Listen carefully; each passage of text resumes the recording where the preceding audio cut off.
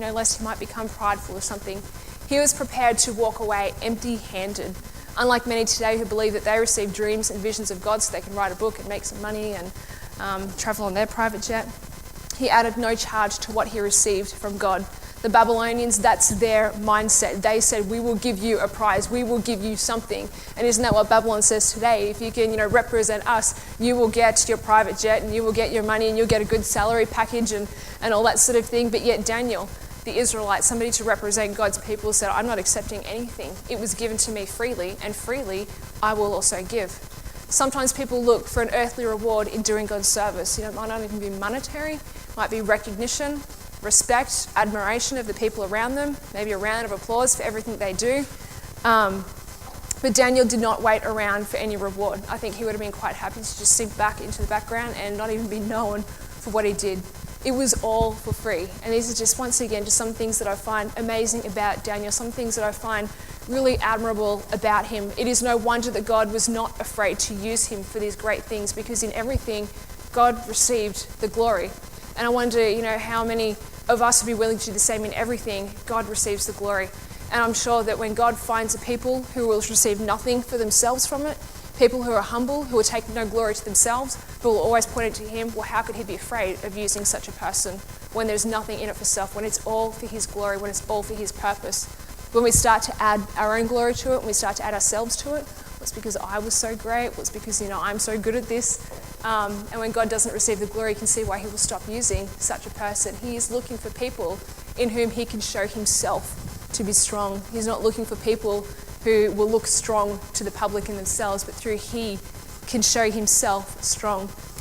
The other thing that I loved about Daniel, he was never far from the presence of God.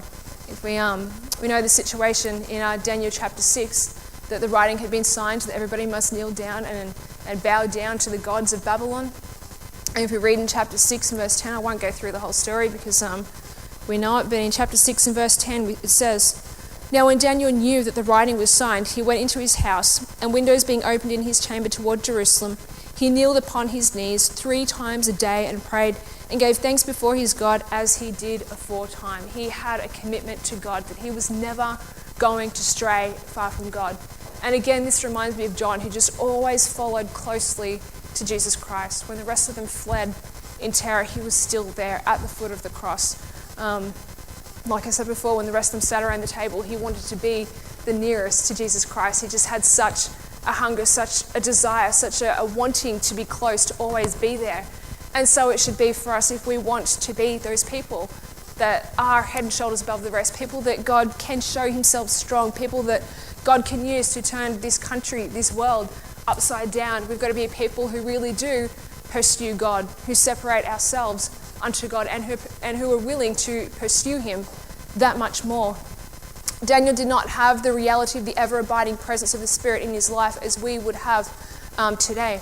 But yet, if we live our lives always before the Lord, then we would never be far from him, to follow hard after him, follow the Lamb whithersoever he goeth.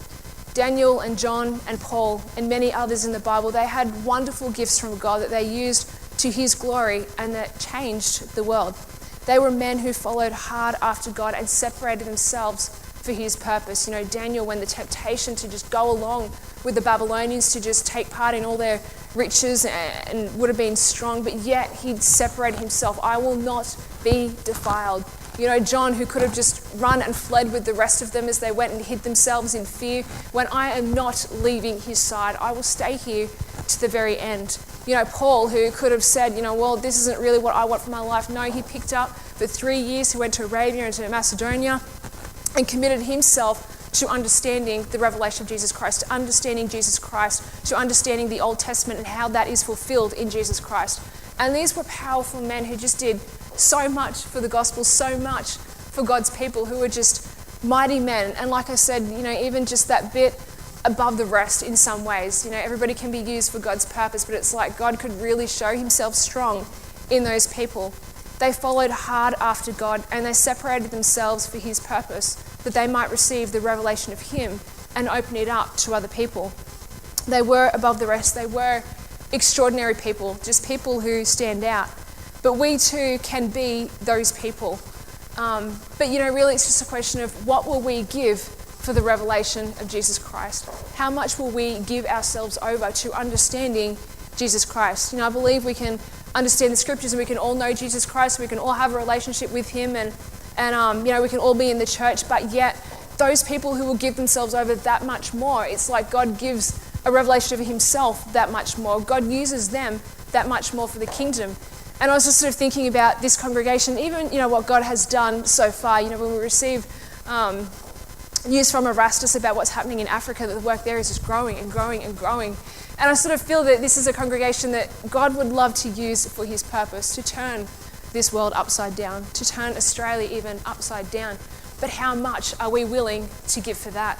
How much are we willing to separate ourselves? What are we willing to give up? When we think about even the jobs that we have listed, and some of them are big jobs and are going to take a lot of time, a lot of commitment, what are you willing to give to understand Jesus Christ? And even when I was thinking about Daniel, he already had wisdom and that sort of thing, but when he made the decision, God gave him so much more skill and wisdom and understanding.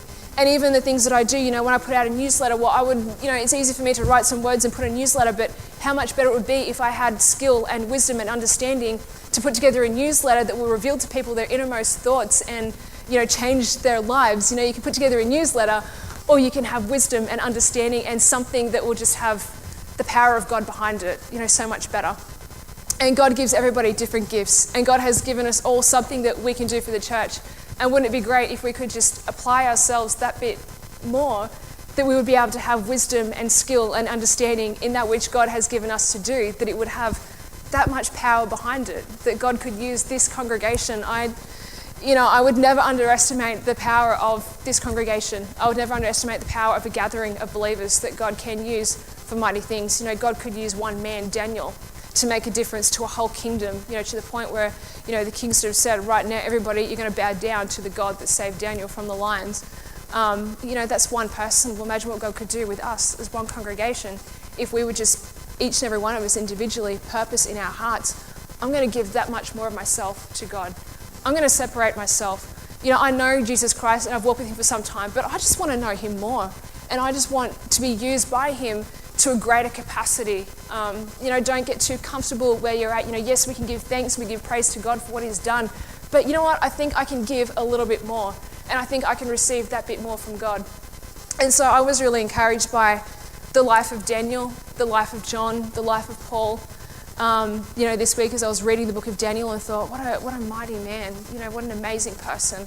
But it's not just because he was lucky, it's because he gave of himself.